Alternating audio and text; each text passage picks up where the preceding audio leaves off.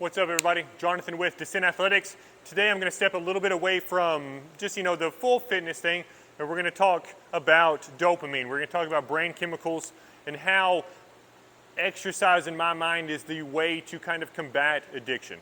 And so on a weekly basis, I spend about 8 hours going to rehabs. These are teen rehabs, this is an adult rehab, and I get to talk to a lot of people, and I get to try to spread like the idea that fitness can be a very strong tool to help us with addiction.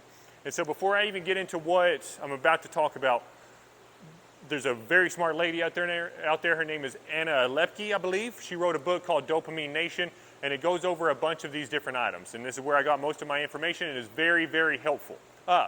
One of the biggest things, before we even get to this, is understanding that the way that exercise works on our body and brain actually can go in and start to remove the pain that comes along with the addiction cycle. Addicts or whatever is usually looked at like just chasing pleasure. Most of the time it's trying to avoid pain. And so exercise can come in and it can kind of help us combat that in the same way that most people are using drugs to combat that right now.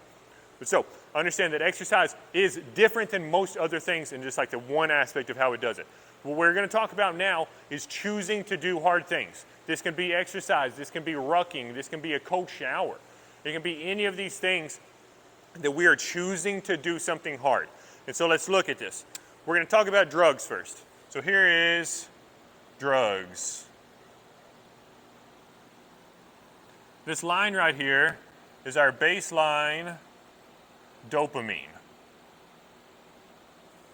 Okay, so we have our baseline dopamine right here. I got drugs, I input a drug, and I will have a huge increase in dopamine. Feels really good, really enjoy this.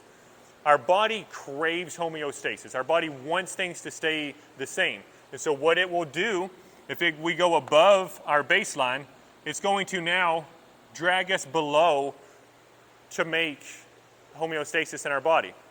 And so when we talk about the pleasure pain, this is pleasure, this is pain. This is feeling worse than when you started. And if you know an addict, if you've ever talked to, and maybe you're an addict yourself, you've heard of maybe the saying, chasing the dragon. And that is what this is. As we run out of that feel-good drug and we come down, we do drugs again. We don't get quite as high up, but we do get just as low down, so we chase it again, and you get into this very oscillating cycle of where we're constantly feeling worse, or you take more drugs to get the same feeling, ultimately just like doing more and more damage on our body. So we can see here that that's not a very good way to go about doing it. If I input drugs, I will feel good in the beginning, but it will always lead to pain. It's guaranteed. It will always lead to you feeling worse than when you started. It's just biology. Okay, now though, we look at hard things.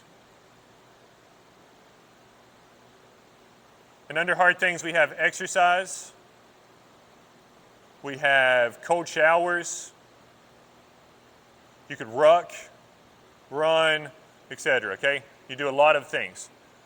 Baseline dopamine is right here.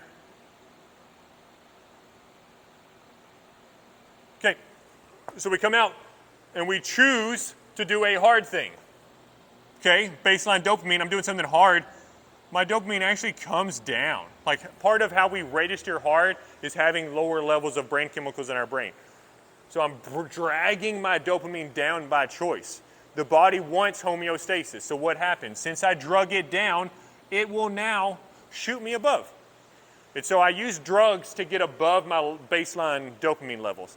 But I can change the order. I can do exercise and feel bad in the beginning, but then feel good for a longer amount of time before just coming back to normal. They've done this right here with not necessarily cold showers, but cold exposure. I think having to get below like 55 degrees in water. And what they are seeing is an increase in dopamine that rivals cocaine, but then lasts for 3 to 6 hours, something like that. So let's say you do cocaine and it makes you feel this good. When you do the cold shower, it brings you down to here, but brings you up to the same level as dopamine, and then you have this long, slow payoff to get you back to normal. So this to me is like one of the easiest ways that like I think we can view exercise in the way of not only like helping with addiction, but also just helping with our own mood. Like if you struggle with anxiety, if you struggle with depression, if just most of the time like things aren't good, like you wish that things were a little bit better, exercise will put it to where you just feel better in your brain. And you like, if right now you're like, man, I don't understand that, like you have to go try it. You have to experience it. And once you experience this, you become one of those cycle people that just goes around and you try to tell everybody because it feels that fucking good. It feels so good to be able to go out there and do these kind of things. So I hope this helps. If you have any questions, let me know.